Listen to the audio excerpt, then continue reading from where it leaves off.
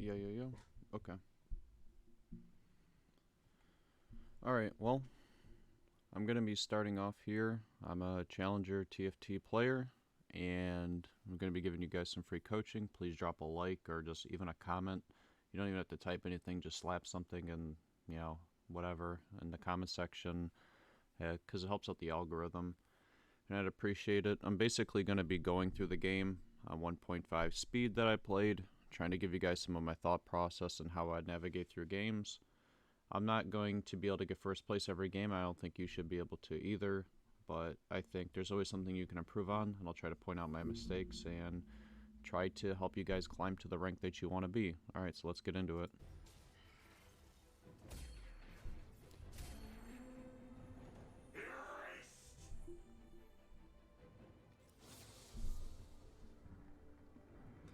With a gold opener, you're always just going to buy the whole shop here, right?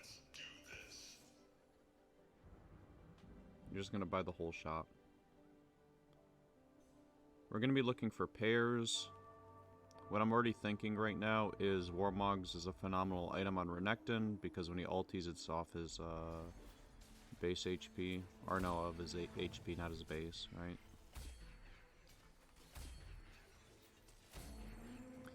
Once you see this, you know it's Redemption and whatever giant build component you get. We're always going to take Portable Forge because a collector opener. There's a lot of good Portable Forge openers you can get. Blitzcrank Hook is really good because it can help you win streak all of Act 2 because people don't scout. You can get free pulls. Collector's very good. I'm trying to think about what other mythic items are really good in the early game. You don't need Draven with Ace when you already have Collector.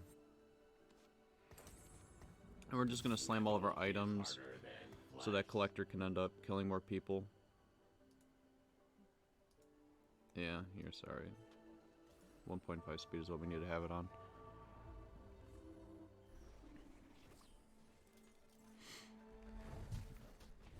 From this spot, you're going to be looking at getting some synergy in that's going to get your Kale off the ground and going.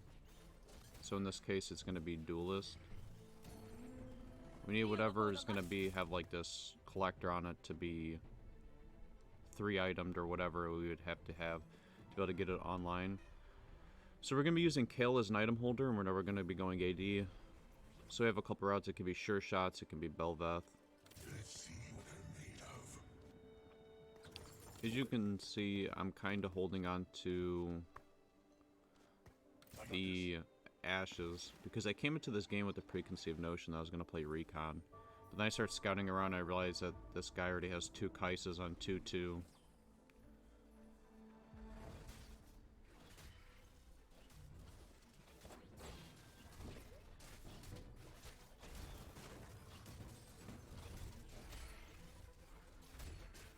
And in the early game, you can always just throw threats out on your board.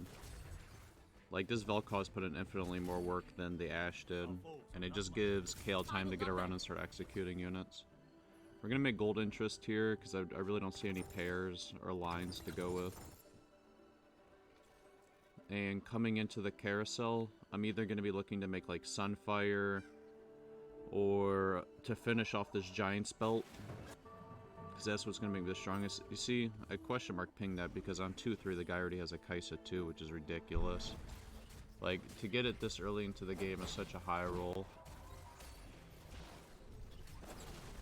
Because now the guy knows for the rest of the set all he needs to do is just itemize for her.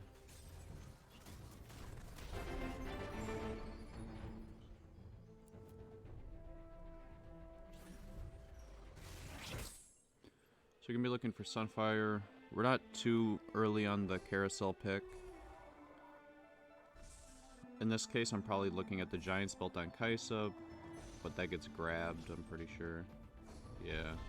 So we're going to go with the bow, because we know that we're going to want to make Last Whisper or Rapid Fire Cannon or Titan's Resolve, something like that for Bel'Veth. Natural leveling here on 2-5.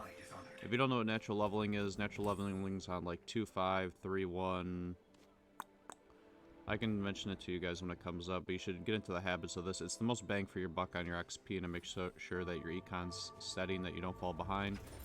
I was checking to see how much HP I would have if I swapped out the Rammus for the Renekton and losing Bruiser. I think it was more worth it. Because these threat units like Cho'Gath and Rammus early on are just completely broken. Like Rammus has so much free armor and people are going to be going sure shots. It's super meta.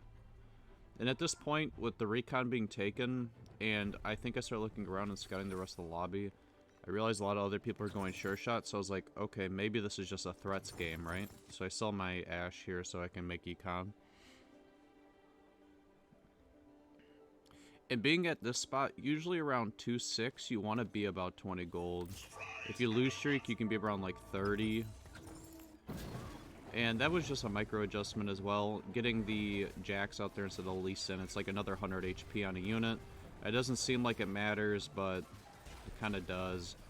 3 costs is better than 2 costs of the same archetype usually. There's niche situations where it isn't the case, where it's like hero augments. Or trade abilities. It's just business. Also, whenever you don't have enough econ to get to the next tier of econ to get an interest gold, you should probably buy the whole shop. Like, I should probably buy all these units in the shop right here.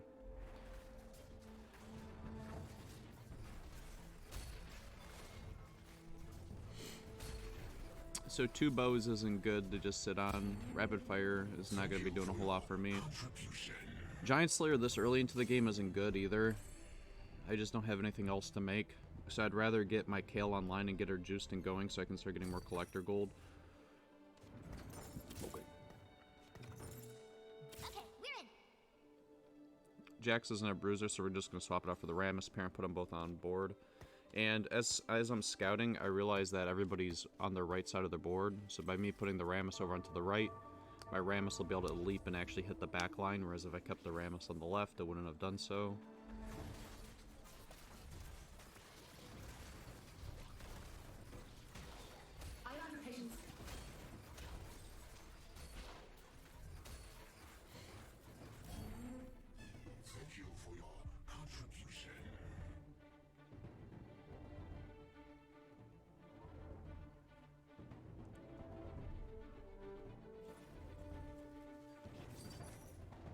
All of these are bad.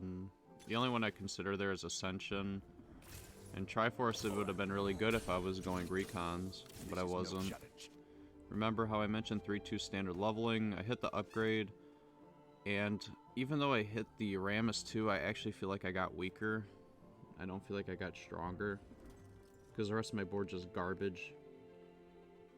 Like, I have a Talon 1 with no synergy. But we're starting to swap the sides over here.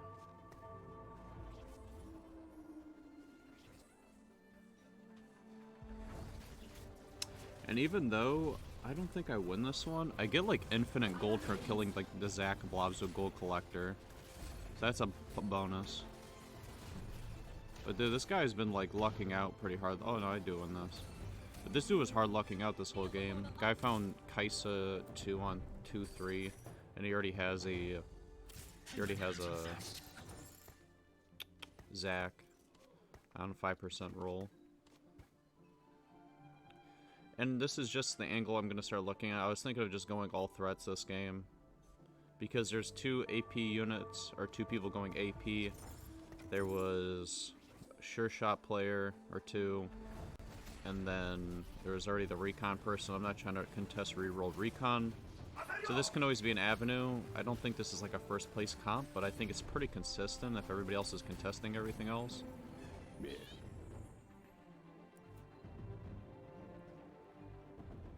And I sold the Zoe there, and I put the Cho'Gath on into the board. And the reason for that being is, if you see the hexes I have the Cho'Gath on, both of those hexes for the Cho'Gath will hit the whole corner on either side, mana reaving both sides. So the value you get on top of the bonus magic resist is just too good to pass up on in the early game. We're going to finish, because there wasn't a good item to finish for the Kale, we're just going to add on to the Rammus item here. We're gonna get him a Warmogs so that the redemption heals him more on top of it. Someone's about to get hurt. And I think I was debating on selling the Rammus here to get the Warmogs and redemption on Zac, but that would have made me infinitely weaker. And we're not gonna roll or anything like that. We're gonna level on, or I don't think we're gonna level on 4-1, but we're probably just gonna keep rolling down for maximum interest to like level up and keep our gold econ high. And at this point, my board's very strong. Like, I would be very surprised if I lose a combat. Even though it's a Kale 1, look at the work that she's putting in, because my front line's so strong.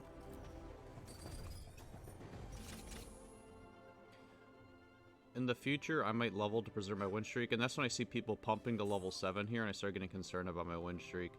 In some cases, people would pump all their gold to level up here, and then they still might lose, and then now only do they kill their whole econ, they lost their win streak, so just a double negative, and doesn't make a positive in this case.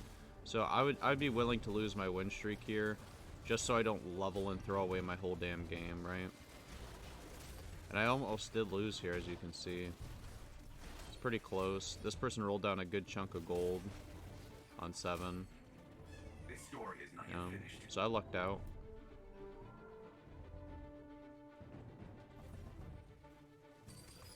Let the heavens bear witness.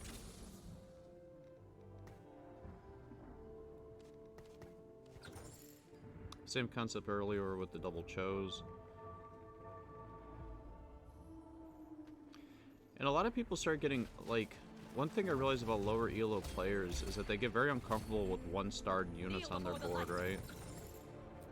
Like, at this point in time, I had, like, several 1-star units, or people get upset by having the Vel'Koz. Vel'Koz 1 kind of does what Vel'Koz 2 does the whole game. He's just a stun bot. People get too caught up on, like, finding upgraded units, and then they nuke their whole econ. From this point, I already know I'm set. I have 88 HP. My econ's good. I know I'm going to hit level 8, and then I'm just going to item transfer these items from Kale to Bel'Veth. I know I'm probably going to find the Zac 2 regardless, and then Aurelion Sol. And there's just going to be a full threats game. And I'm going to push the 9 looking for Urgot and Fiddlesticks. The rest of the game kind of plays itself out. Somebody already FF'd and left the game, which people don't talk about, but it speeds up the lobby a whole lot when somebody just FFs and DCs. And I found shiny here. I used to think shiny Urgot was like broken, but, and trust me, it should be, right? But whenever I play him, I feel like I don't get any treasure, and I don't know if it's because I need to like itemize him full AP so he can keep dredging up stuff. But it's been feeling really lackluster. I don't know. Or I just feel like I just keep getting 3 gold over and over and over. And I'm never getting components. If you see the hex I put the Urgot on, it'll hit the whole left side. If you put the Urgot on the right side, it'll hit the whole right side. We're just going to be holding on to our econ and slowly leveling up. We're very strong right now. And then also my collector hasn't farmed me like any gold recently. It's starting to get pretty annoying. So it feels bad when you start taking these econ-based things and then you're not getting rewarded for it, whereas when somebody else just takes full stats, you know, they're guaranteed that. And I wanted to roll here a little bit because I wanted to find some upgrades. I wanted to find the Zac 2. I wanted to find a Bel'Veth 1. And I'm starting to get a little dizzy here. So you see me like in the fight. You don't have to watch the fight. So you see me, I start organizing my units on my bench, so my brain doesn't hurt as much when it comes to like getting done with this combat, and I get to make a decision after this. And I rolled down a little bit here because I don't want to lose my win streak. And I feel like I can high roll here a whole lot. Like if I hit like another Urgot or 2 because I'm the first to level 8. I don't think anybody else is level 8 in the lobby. But there's only one other person, yeah. So I figured I could have found like a Bel'Veth or an Aurelion Sol 2 or something. Somebody just left me a Zac, so this is a free Zac 2. You want to find these upgrades early because there's a finite amount of units in the pool, and when you level up early on, you're able to get them. Yeah, so I wanted to get rid of the Ash. I sold the Yasuo, it doesn't have value anymore on my board, and then I'm going to put these units on Bel'Veth. In hindsight, I think I actually should have just slammed all these items on Urgot. I think I should have put the Giant Slayer and the Collector on Urgot, because his machine gun's always going to be proccing the Collector. And his wave will proc Collector. It feels like he just has more AoE to proc the Collector than Bel'Veth just single target hitting. I don't know if that's right or not, though.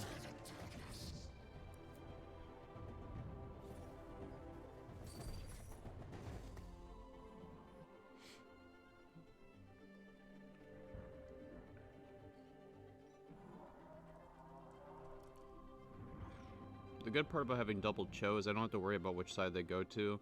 The only real positioning movement I have to do for this comp is like moving my Urgot to one side or the other. So I move my Urgot to the right so I could hit the Kaisa at least in this case.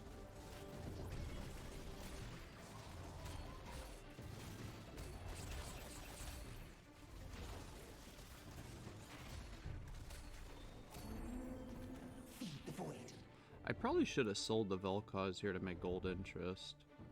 But I was getting really greedy and holding on to the pair. I already figured regardless I had infinite econ.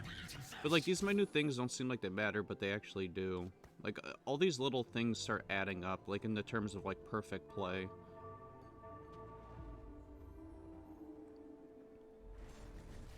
I was also thinking from this point I have so much gold, maybe I go for like Bel'Veth 3.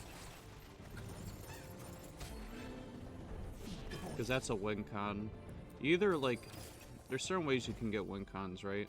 Like a win con usually in this game is like a 2-star 4 cost, it's pretty guaranteed. It's a whole board of legendaries at the end and just trying to outvalue people. I put the redemption on the Urgot so I can get backline healing and frontline healing with both redemptions. Also gets him to proc his wave sooner because I'm able to kill the tier and probably farm more components. I figure I just kind of want to get him online. And the redemption will also keep him alive longer. Maybe he'll get off another wave or something. And this is the point where you can start seeing how weak my comp is. I don't have Bel'Veth 2. I don't have Aurelion Soul 2. I don't have Vel'Koz. Like, I'm missing out on, like, a lot of things here. And at this point, you're not going to want to, like, here's another standard leveling.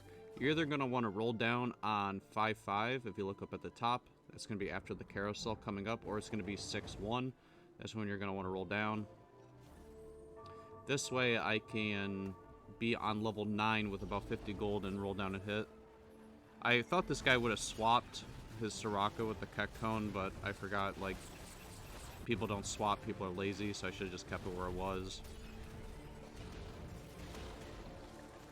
Also, I think this guy had a broken admin. I should have checked out what it was, but I don't remember what it was.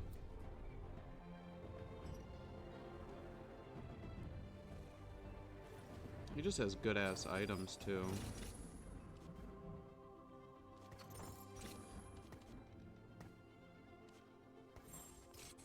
Just gonna slam the Shroud.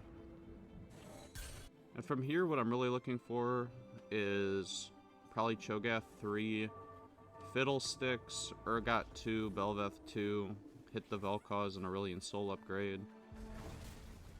Then the board's pretty capped out, but find like besides finding like Bel'Veth 3 or putting like another legendary unit on the board, maybe another Urgot. Like this comp isn't too complicated. It's very simple. If it says the word threat, you buy it, right? And I pre-leveled here, so pre-leveling is leveling up, so your natural XP will roll you over into the next round with increased odd shops. And I really wanted that Bel'Veth 2 there, so I could have put the Spear Sojin on my Aurelion Soul. The rest of these items suck for me. Rapid Fire Cannon isn't going to do good for me. I don't remember what the other one is. So I found the Vel'Koz. And now we're just going to roll down pretty deep, because I want my Fiddlesticks and I want my Urgot. I have a lot of upgrades to hit here. I'm fine with rolling to 0 too, because I have shiny Urgot. And I really want Bel'Veth 2. I knew that I was going to fight this guy at some point, because he was all stacked to the right because he has Rising Tide on his Urgot. And this guy, if you look over at his bench, I'm going to hover over in a second.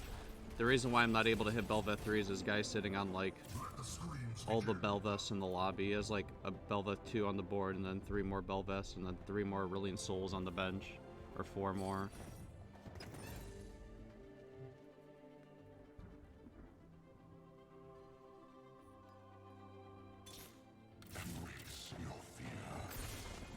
This is where you can rock double Urgot. I don't know where I was ever going to put these item components on, being Randuin's.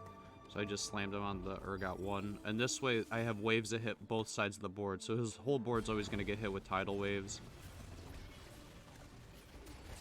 What I should have done here, in hindsight, now since I'm thinking about it, is I should have sold the Belveth and put those 3 items on Fiddlesticks. Put the Giant Slayer, Titans, and Collector on Fiddlesticks.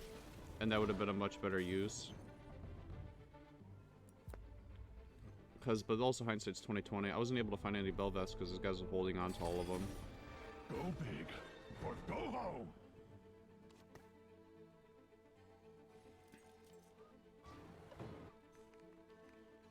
Remember, you don't want all of your CC on one side, so I have the Urgots on both sides. I have the Fiddlesticks off to the right, so he'll CC the right side of the board. I have the Cho'Gath on the left, because this guy puts his Soraka on the left, and Cho'Gath has increased magic resist. And he'll mana reave that whole corner, preventing her from getting off like a cast. I already have Urgot items. It's always just going to be a Fiddlesticks item here. I already have 3 items on my Belveth carry. Alright, someone's about to get hurt. And the reason why I ended up selling this is because it's Windy Janna. I don't think I would have done this any other time. I do something like this, so at least the right side's going to get mana reaved and the left side's going to get mana reaved.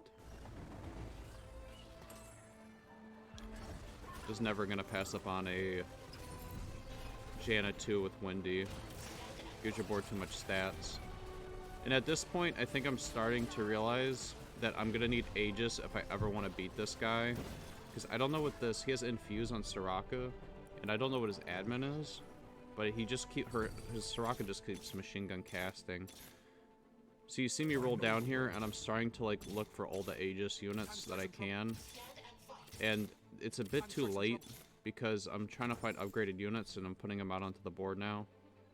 And I don't really want to lose any of these units, right? Like, my board's pretty where I want it to be, and I figured the guy would have swapped, you know, his units, but I guess he's fine with getting hit by a whole Urgot tidal wave.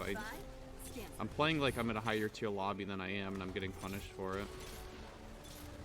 Like, I should have kept the Urgot on the left. I shouldn't even put the Fiddlesticks on the Windy portion here. I should have just had the Fiddlesticks up front. The CC provides more value. But if you enjoyed this commentary, I hope it was helpful. I know it was a quick game, but it just kind of showed you how to play threats, and TFT isn't always about hitting first place. It's about getting consistent top 4s. I literally hit Challenger just getting 4th place and 3rd place every game. First place is nice, but it is what it is. What I should have ended up doing was not even putting the Windy Janna on the board. I should have put the Fiddlesticks on the front line. I should have probably had 3 Aegis in that game. And if I had a little bit more econ, or I was a little bit more forward thinking, I pass up on a gazillion of Aphelioses. I probably could have switched all the way over to Sure Shots and had a shitload of Aegis and still use the Windy Janna. So if I could do it over again, that's what I would do. I would have full pivoted from threats to Windy, like, Sure Shots, Aegis, Janna. So like that's what I would have done. But hindsight's 2020. If you found this informative, please drop a like or a comment or something. It really helps me out. It motivates me. Alright, have a good day, man. I appreciate you guys.